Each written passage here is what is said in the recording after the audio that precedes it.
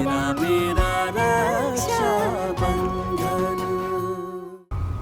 भाई साहब, आप राणा बापू साहब को छोटी मेम साहब की हरकत और उस लड़के के बारे में बताएंगे? आप जानते हो वो लड़का अच्छा ना है और ना ही छोटी मेम साहब के लायक है। आपको अभी भी ना लगता राणा बापू साहब को जाके सब सच सच बता देना चाहिए? ना लाडो, मन ने ना लगता कि हमें राणा बापू साहब ने कुछ भी बताना चाहिए, क्योंकि आज छोटी मेम साहब उस लड़के के साथ अपने सारे संबंध खत्म करना चाहती थी। वो बस ये चाहती है कि जो चल रहा है वो एक अच्छे मोड़ पे आके खत्म हो। इसलिए उन्होंने मुझसे ये विनती करी कि मैं जाके उस सैंडी से माफी मांगूं। और तूने देखा कि बात कैसे हाथ से निकल गई और बिगड़ गई। लेकिन अब ऐसे में जाकर राणा बापू साहब से सारी बात बताना, मुझे लगता है छोटी मेम साहब का भरोसा तोड़ने वाली बात हो जाएगी ना। मने गलत लगे। भाई साहब, आप मरने समझाते हैं कि दिल से ना दिमाग से सोचो और कुछ नियम कभी ना तोड़ो, और आज आप खुद ही दिल से सोच रहे हैं। भाई साहब, मैंने छोटी मेम साहब के हाव भाव से बिल्कुल ना लगा कि वो उस लड़के से सारे संबंध तोड़ना चाहती है। मुझे ये भी ना लगा कि वो उस लड़के के चक्कर से बाहर निकली है। उल्टा मने तो लगा कि वो उस बदमाश के चक्कर में और भसती जा रही है। भाई साहब, जरा सोचो, कल को कुछ ऊंच नीच हो गई तो उस लड़के ने छोटी मेम साहब को बहका दिया और वो उसके साथ भाग गई तो क्या करोगे? आपने अपना पूरा जीवन राणा बापू साहब की इज्जत के लिए लगाया है। कल को उसी इज्जत पे कीचड़ उछलेगा तो क्या करेंगे आप? और फिर राणा बापू साहब को पता चला कि आप सब जानते हुए भी चुप थे तो क्या जवाब देंगे आप?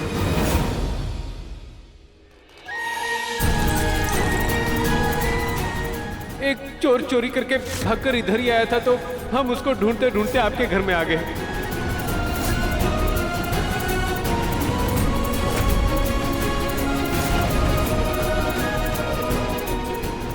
एक पल के लिए मैं मान लूं कि वहां चोर घुस आया होगा, लेकिन वो चोर था कौन?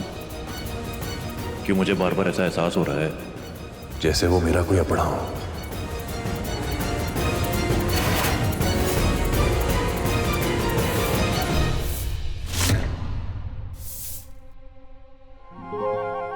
बड़े सही समय पे आया है सुंदर। तुम? मेरा मतलब आप? हाँ मैं। और प्लीज तुम ही बुलाया करो ना, अच्छा लगा। तुम? आपसे मैंने कहा था ना कि ना हमारे से बात करने की कोशिश करिए और ना मदद करने की कोशिश करिए। जितना किया है वो काफी नहीं है कि? नहीं, क्योंकि मैंने जो भी किया था वो एक अच्छे नोट पे खत्म करने के इरादे से किया था, लेकिन बात वहीं पे खत्म हो गई और मैंने तुम्हें फिर से हर्ट किया, जबकि मेरी ऐसी कोई इंटेंशन ही नहीं थी यार। एंड हाँ, तुम्हारी वो मालिक नौकर वाली बात मुझे एकदम याद है, तो प्लीज अब उसे दोबारा रिपीट मत करना। आपकी वजह से पहले ही कम मुसीबत में नहीं पड़ी हूँ जो और मेरी मुश्किल बढ़ाने आ गए। जाइए यहाँ से।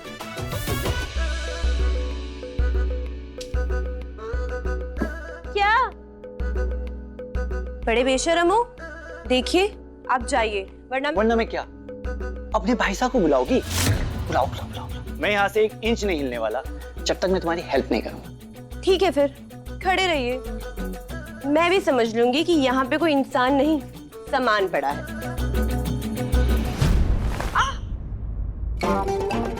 समर साहब, पिछली बार वाली बदतमीजी ना दोहराइए। छोड़िए मारा दुपट्टा। मैंने पैसे गहने सबका अरेंजमेंट कर लिया है, कोई प्रॉब्लम नहीं होगी सैंडी। बस तुम पीछे मत हटना, घबराओ मत। वहां पे जहाँ पे मैंने बुलाया है वहां पे आओ और मिलो मुझसे, ठीक है? मैं निकल रही हूँ यहाँ से, बाय। छोटी मेम साहब, दरवाजा खोलिए।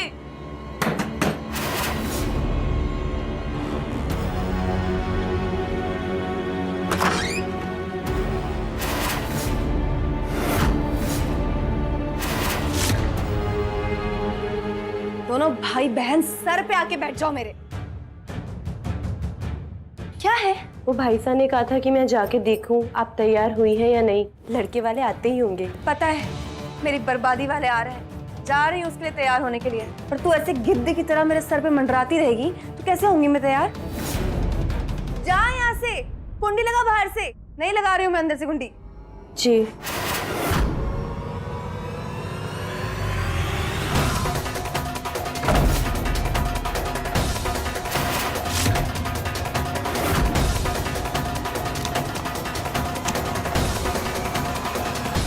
हाँ प्रताप सिंह जी, मैं और मारो परिवार आपको पलक पावने बिछाकर इंतजार कर रहे हैं सर।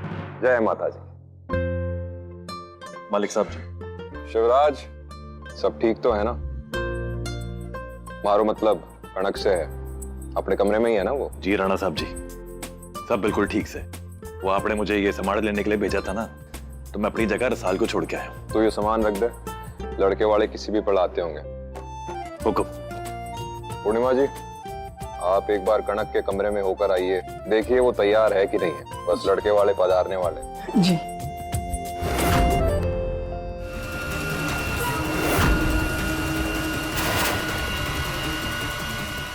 बड़ी मेम साहब, दुर्गा माँ के वस्त्र आप देंगी ना?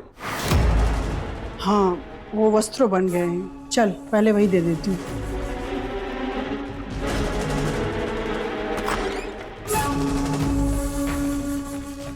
थैंक गॉड जान बची।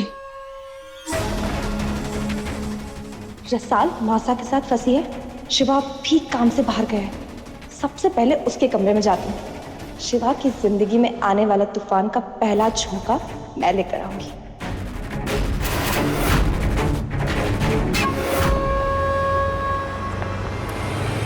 ऐसी गलती हुई कैसे तुम दोनों से?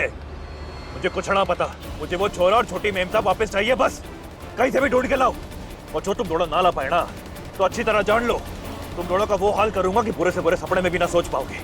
रख फोन और जल्दी ढूंढ। राणा साहब जी, मैं अपने ना जल्दी से हवेली पे छोड़ देता हूँ, उसके बाद जाके उन दोनों को ढूंढ के लाता हूँ। वादा है मेरा आपसे, कहीं से भी उस सैंडी को आपके कदमों में आके रखूंगा, कैसे भी। अरे ये पुणे वृंदा, सबका फोन अभी बिजी आना था।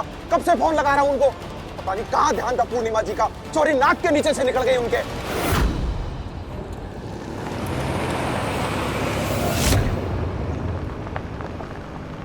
अरे क्या हो गया चकोरी? बोली तो हमने जीत ली, तो फिर मुंह क्यों खड़ रखा है थारा? और उस ठाकुर की वजह से न जाने कौन था, उसके चक्कर में 5 लाख की बोली लगा दी मैंने। सस्ते में मिल जाती हमें।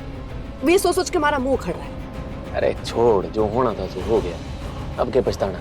जाने दे, कोई बात ना।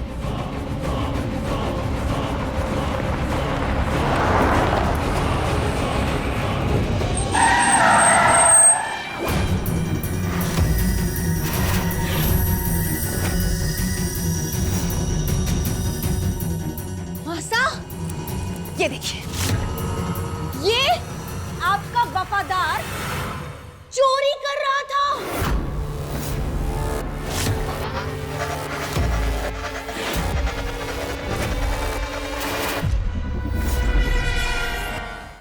और मैंने इसे रंगे हाथों पकड़ा है। एकदम झूठ बोल रही हैं आप छोटी मेम साहब।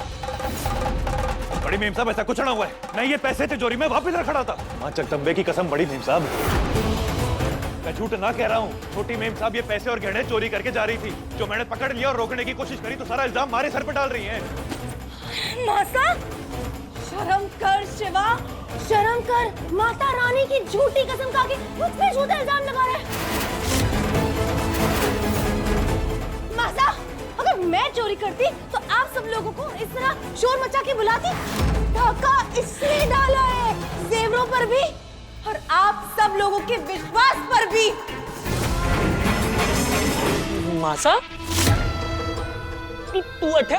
अरे कोई काजल की डिबिया तो लाओ, काला टीका लगाना है हमारे लाड़े सर को, किसी की नजर ना लगे। माता रानी की आरती तो उतार ली, पर जे माँ काका जिसने थारे को जन्म दिया, कि इस चमक धमक चकोरी के पीछे थारी माँ को ही भूल गया। कभी अपनी माँ की चिंता ना हुई कि वो जी है कि मर गई? अरे ऐसी आप शब्द क्यों बोल रही है मासा? है क्यों अशुभ बातें कर रही है? चील के जैसी आंखें फाड़ फाड़ के देख रही है नीचे, वरना छीन के कबूतर बना दूंगी। जय मूंग सिंह मारा लाड़े सर है, और मारे को मूंग समझने की कोशिश भी मत करना। जरा अपनी कमर को तकलीफ दे, मारे पाँव छू, थारी जगह वही है।